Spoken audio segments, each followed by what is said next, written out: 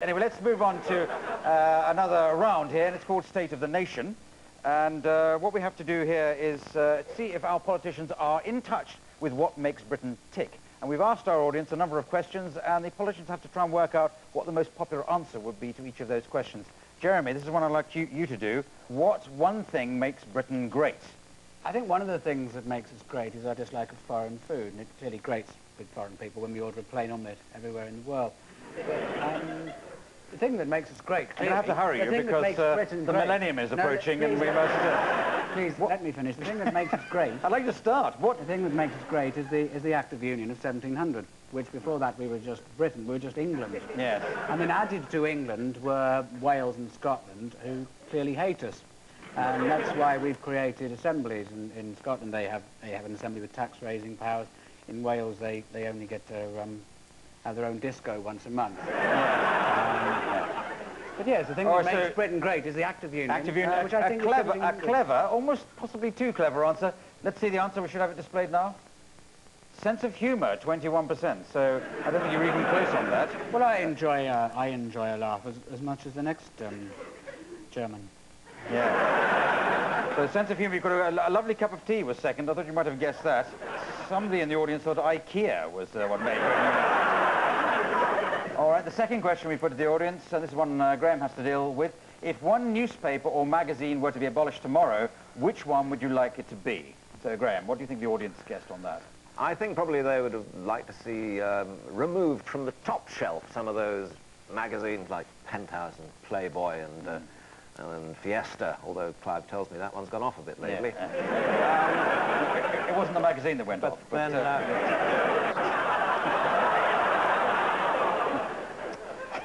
But thinking a little further, I wanted the Sun newspaper. Well, no, you said newspaper, didn't you? Yeah.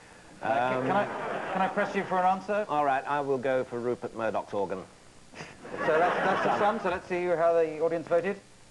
And the Sun. So well done. Well done, Graeme. Let's go on to the third question. I think this is for you, Tim. And the question was, what should we hunt instead of foxes? Well, I'd have thought that was perfectly obvious. What finer sight could there be than the North Devon hunt? A crisp morning, and a red jacket setting off to hunt the thimble. Although, no doubt we'll... You're new to the program. I hope you have another guess on that one. We'll have the usual whinging from the thimble lobby, no doubt. Who do you think the audience selected? I'm going for Huntsman. Huntsman. Let's see what the answer was. And the Yorkshireman. And the answer is Huntsman, so well done. Who would have thought? In probably that meaningless ramble got to the right answer. Which, so Huntsman was first, politicians was second, Americans featured quite highly, I have to say, but baby foxes was one suggestion. I was just making the odds a bit better. My contact lenses was another one that, and chat show host was another one that somebody said. Now, the fourth question was, what most annoys you about Americans? Greg, that's not the answer. That's who's going. What do you think annoyed a British audience? Well, there's a few Brazilians in tonight as well, but what annoyed a British audience about Americans? Well, to our Brazilian friends, I say oba, oba. And I think in this country what annoys people most about Americans is that we know how to complain, and we do, and that we're also very loud. And we tend to wear bum bags, or as they call them in my country, fanny packs. Nominate one of those to see if you get it right or not. What annoys people about Americans the most is that they come over here with their chocolate bars and their... No, what annoys people about Americans is that they're loud. They're loud. Let's see if you're right. What was the answer? Too loud. Well done, Greg Proops. You could have gone 28% thought too loud. Too fat was number 2, which obviously wouldn't apply to you. Country and Western music, for some reason, was high up there, which I rather like. They don't know what pants are. They know what they are. Don't take this personally, but another suggestion was they think they're hilarious. And another one suggested cults, though that might have been a misprint. Anyway, so well, you all did very well there. Apart from Jeremy, as we go on to another round here, and it's called Hidden Agendas. It's by way of being a new round, but we're going to involve the audience here. Can we have a question from the audience for Graeme and Jeremy? Oh, yes, lady there. With the discovery of water on the moon, how do the panel see the future of space travel? All right, water on the moon has been discovered. Will that affect space travel? Before you answer that, though, when I say hidden agenda, I'm going to hand you an envelope. There you are, Graeme. That's a blue one for you, a red one for Jeremy. And in that, you're going to discover that you are going to be promoting some cause or other in any question you're asked. And each side can try and guess what the hidden agenda is of the other side. So, Graeme, can you answer the question? Water's been discovered on the moon. How will that affect space travel? The hydrogen in the water can be converted into rocket fuel, which will it will provide us with a right to roam through the stars. And this is vitally important because the fuels on Earth, the fossil fuels, are becoming depleted. Coal stocks are vanishing because, well, frankly, our coal has been eaten by foxes. They burrow into the Earth, and they don't just eat a little bit. I mean, if you've ever seen a coal mine after a fox has been in it, feathers all over the place. Yeah.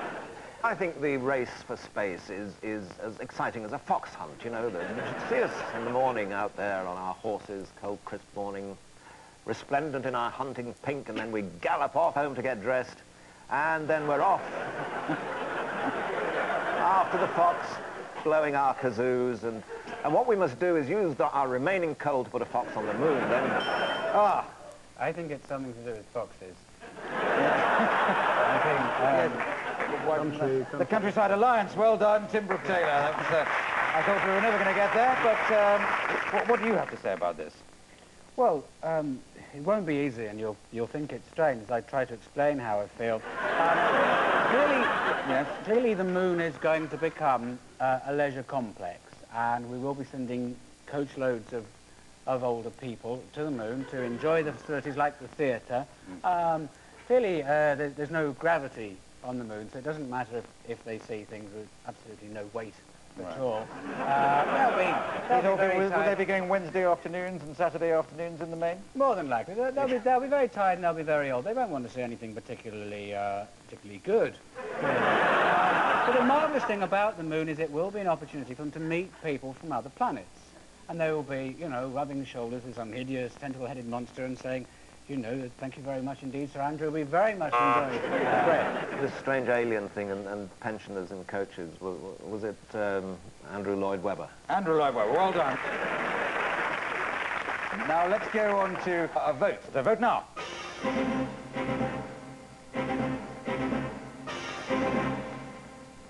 Oh, and there we are, at 60 votes for the red and 40 to the blue. Well, it's drifting away from you, Graeme and Greg.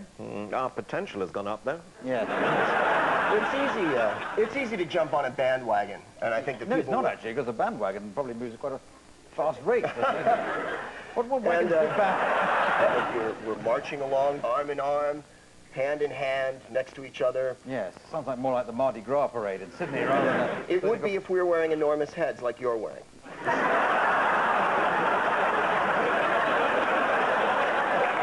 This is...